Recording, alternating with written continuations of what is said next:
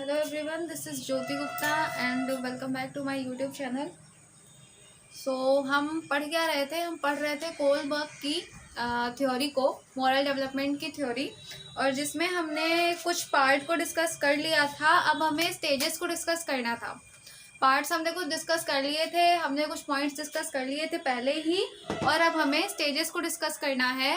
Levels थी और stages बची थी.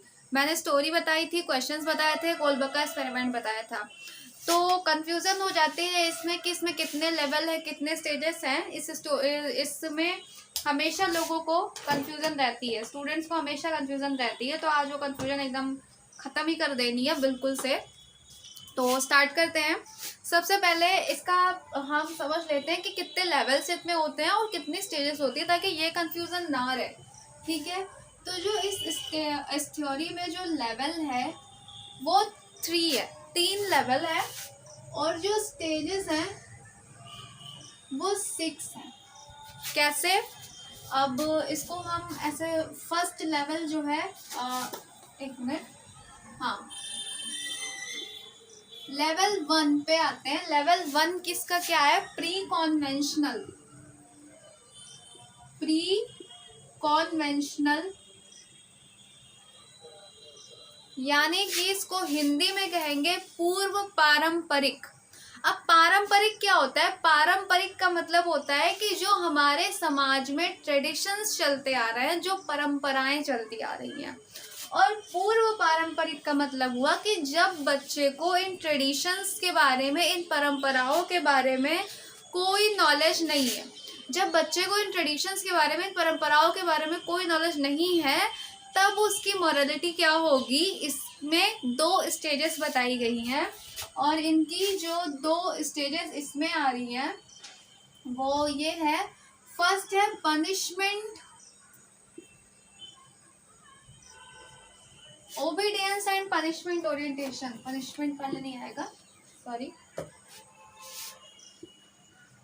Obedience and punishment orientation. First ये आएगा. फर्स्ट स्टेज इसकी होगी लेवल 1 की फर्स्ट स्टेज, और सेकंड स्टेज क्या होगी? Mutual exchange.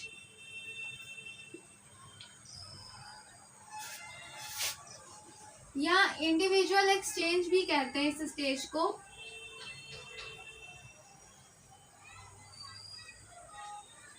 इंडिविजुअल एक्सचेंज ये हुआ इसका लेवल 1. अब जो लेवल 2 होगा, आई होप दिखाई दे रहा है, हाँ, जो लेवल 2 है वो होता है कॉन्वेंशनल.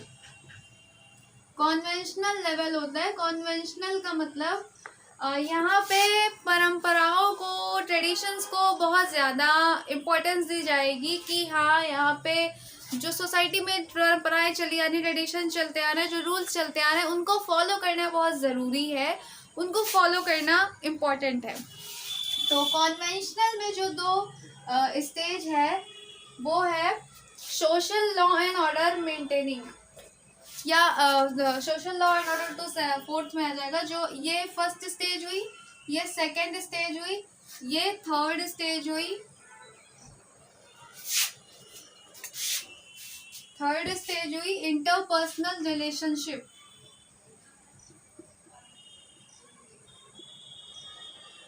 इंटरपर्सनल रिलेशनशिप, इसको हम गुड बॉय नाइस गर्ल भी कहते हैं. Orientation, good boy nice girl orientation भी कहते हैं. Good boy nice girl orientation या इंटरपर्सनल रिलेशनशिप, ये थर्ड स्टेज होती है. और जो 4th स्टेज होती है वो है maintaining the social order. 4th stage क्या होगी? मेंटेनिंग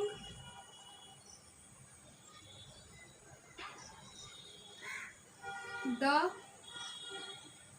सोशल ऑर्डर, यानी कि लॉ एंड ऑर्डर की स्टेज.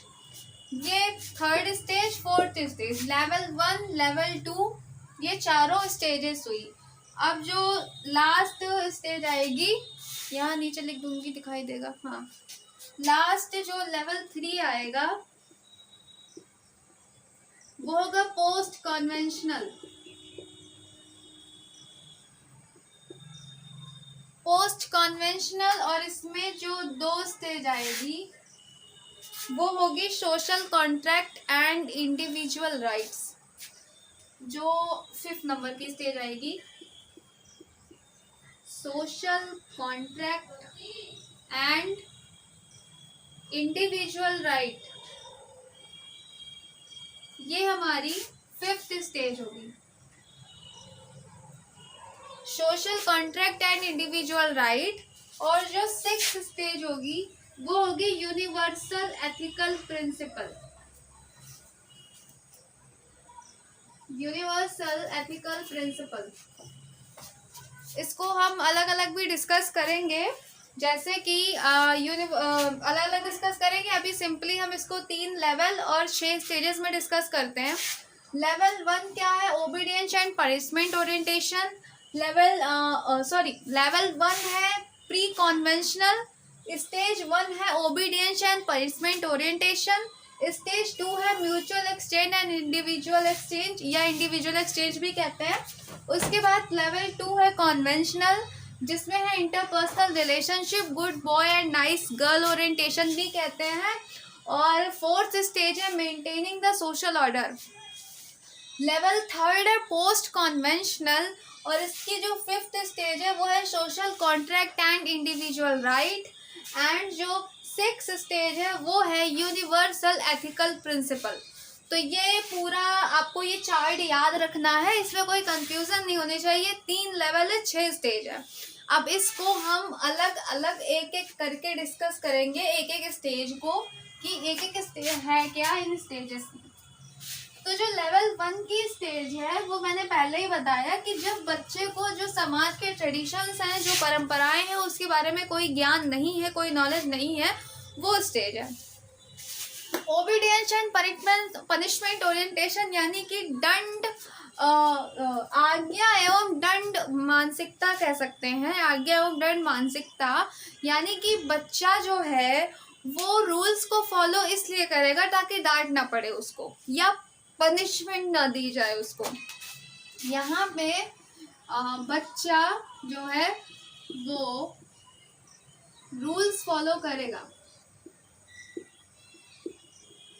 क्यों? पनिशमेंट से बचने के लिए। पनिशमेंट से बचने के लिए, हाँ, रूल्स फॉलो इसलिए करेगा ताकि पनिशमेंट से बच जाए। होमवर्क इसलिए करेगा ताकि टीचर से डांट ना पड़ जाए। झूठ इसलिए नहीं, इसलिए बोलेगा, मतलब झूठ नहीं बोलेगा ताकि मम्मी से डांट ना पड़े। यानी कि वो पनिशमेंट से डरेगा, इसलिए वो आज्ञा का पालन करेगा। बस उसकी जो मॉरल डेवलपमेंट है वो इसी लेवल तक का हुआ रहेगा। और जो सेकेंड इसकी स्टेज है mutual exchange and individual exchange, जिसको हम कह रहे हैं, ये इस स्टेज को हम, इसमें आता है, सिंपली हम इसको समझ सकते हैं टिट फॉर टैट। यानी कि इसमें बच्चा पहले अपना फायदा देखेगा कि इसमें मेरा क्या फायदा हो रहा है। इस स्टेज में कोई भी रूल फॉलो करने से पहले या कोई भी काम करने से पहले वो पहले ये देखेगा कि इसमें मेरा क्या फायदा हो रहा है। इसमें बच्चा सेल्फ इंटरेस्ट पहले देखेगा। सेल्फ इंटरेस्ट पहले देखेगा कि उसका क्या इंटरेस्ट हो रहा है। लाइक अगर उसे कोई काम करने के लिए कहा जाए या मार्केट से कोई सामान लाने के लिए कह दिया जाए तो वो अपना कमीशन लेगा कि मतलब अगर मार्केट से कोई सामान लाना है तो मुझे भी पैसे दो, मैं भी आपको चॉकलेट के लिए पैसे लेगा। या किसी काम को करेगा तो हाँ मैं ये सफाई कर दूंगा अगर मुझे चॉकलेट दी जाएगी, या मैं वो काम कर दूंगा अगर मुझे ये दिया जाएगा तो। और इसमें एक ये भी आता है जैसे स्टूडेंट्स के साथ होता है, जैसे बच्चा है क्लास में, अगर किसी बच्चे ने दूसरे बच्चे को थप्पड़ मार दिया और टीचर ने पूछा कि थप्पड़ क्यों मारा, तो उसने बोला कि मतलब उसने मेरी कॉपी फाड़ दी या उसने मेरा बैग फेंक दिया। किसी स्टूडेंट ने किसी स्टूडेंट का बैग फेंक दिया तो उसने भी उसका बैग फेंक दिया। ऐसे होता है कि मतलब जो आप उसके साथ बिहेव करोगे वैसा ही बिहेव वो आपके साथ करेगा। Tit for tat stage, self interest अपना पहले देखेगा। तो ये दोनों स्टेज हुई। अब आते हैं हम लेवल 2 पर।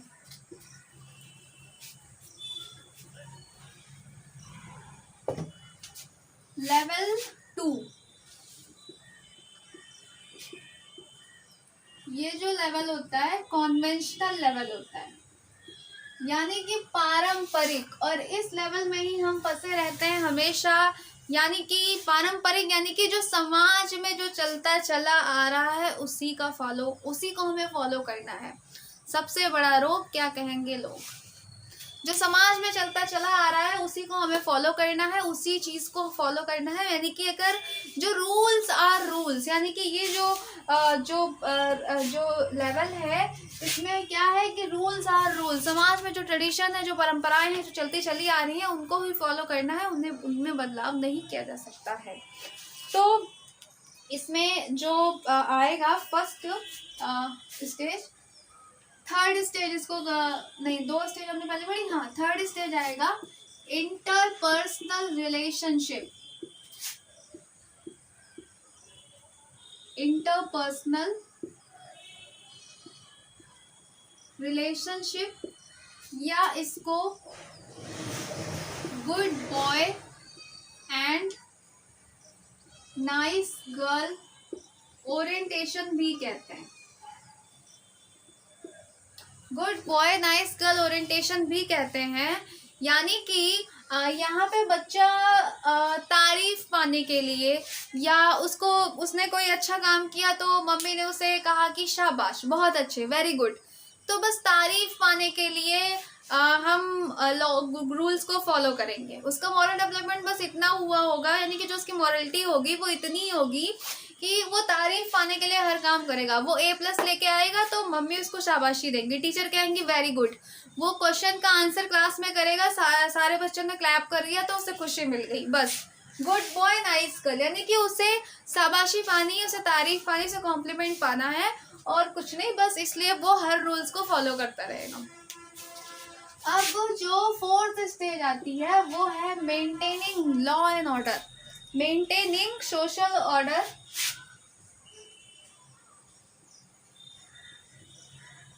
Maintaining social law and order.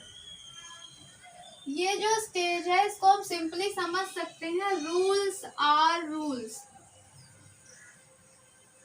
अब इसमें हम रिलेट कर सकते हैं, जो हमने डिलेमा पढ़ा था हाइंस डिलेमा का, उसमें इसमें रिलेट ऐसे कर सकते हैं, यानी कि जो क्वेश्चन था कि हाइंस को जो दवा थी वो चोरी नहीं करनी चाहिए क्योंकि चोरी करना बुरी बात है, तो वो इस लेवल पे आएगा। इस स्टेज पे बच्चा अगर है तो वो ये कहेगा कि उससे चोरी नहीं करनी चाहिए क्योंकि चोरी करना बहुत बुरी बात है, गलत बात होती है।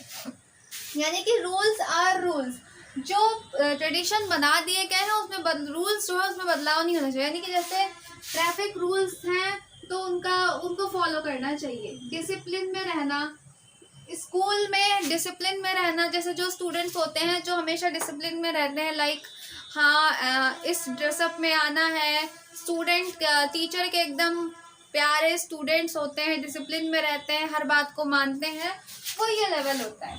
ठीक है, रूल्स आर रूल्स यानी कि maintaining social law and order, समाज में जो परंपराएं चलती आ रही हैं उन्हीं के अकॉर्डिंग हमें रहना है, उसमें कोई बदलाव फेरबदल नहीं किया जा सकता है, सिंपल। तो हमने 3rd और 4th स्टेज पढ़ी। अब आती है बारी लेवल 3rd, जिसमें 5th और 6th स्टेज हमें पढ़नी है।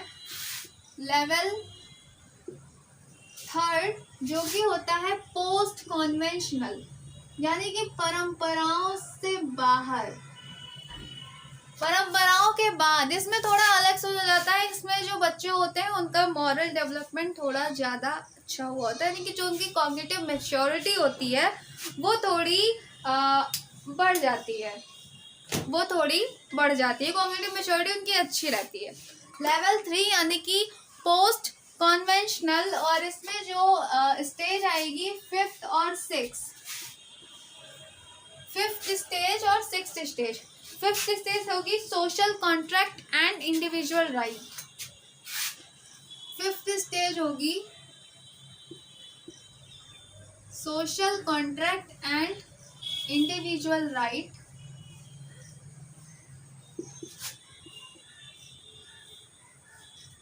और जो 6th स्टेज होगी वो होगी यूनिवर्सल एथिकल प्रिंसिपल।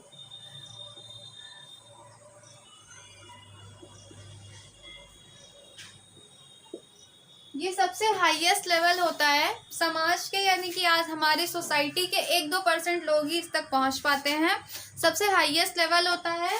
और सोशल ऑर्डर एंड यहाँ पे जो social contract and individual right का मतलब हुआ कि समाज के जो ट्रेडिशन है, जो कायदे कानून है वो ठीक है, बट इंडिविजुअल राइट्स भी होते हैं। अगर कोई काम, कोई ऐसा रूल है जिससे कोई इंडिविजुअल राइट का हनन हो रहा है, किसी पर्सन का नुकसान हो रहा है, तो उस रूल को बदल देना चाहिए। यहाँ पे ये मतलब होता है इस स्टेज का। इस स्टेज का मतलब हुआ कि यहाँ पे क्या होता है, बच्चा ये सोचता है, स्टूडेंट ये सोचता है कि अगर आप किसी भी सोशल लॉ से, किसी रूल से, किसी डिसिप्लिन से अगर किसी का नुकसान हो रहा है तो अपनी आवाज़ उठाओ और उस रूल को चेंज कर देना चाहिए, समाज में उस रूल को हटा देना चाहिए, सिंपल। और यूनिवर्सल एंड एथिकल प्रिंसिपल का मतलब हुआ, यहाँ पे हम सीधा बात कर सकते हैं कि लोग समाज में मतलब सोशल ऑर्डर को मेंटेन रखते हैं, फिर चाहे उनकी जान क्यों ना चली जाए। जैसे गांधी जी, यहाँ पे जो लोग पहुँचते हैं, जैसे कि गांधी जी और भगत सिंह, ऐसे लोगों ने जिन लोगों ने देश के लिए काम किया, जो लोग देश के लिए काम करते हैं, जो लोग अपनी जान की बाजी लगा देते हैं, ऐसे लोग इस स्टेज पे आते हैं।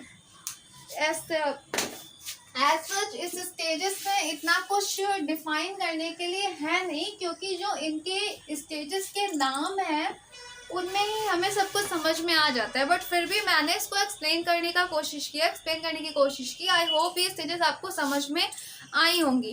पार्ट 1 मैंने पहले ही दे दिया है, अपलोड हो चुका है। पार्ट 2 ये रहा। ये दोनों पार्ट्स को यहाँ पे ये थ्योरी कंप्लीट होती है और इससे क्वेश्चंस आते हैं, स्टेजेस पूछ लेते हैं कि कौन सी स्टेज पर बच्चा है।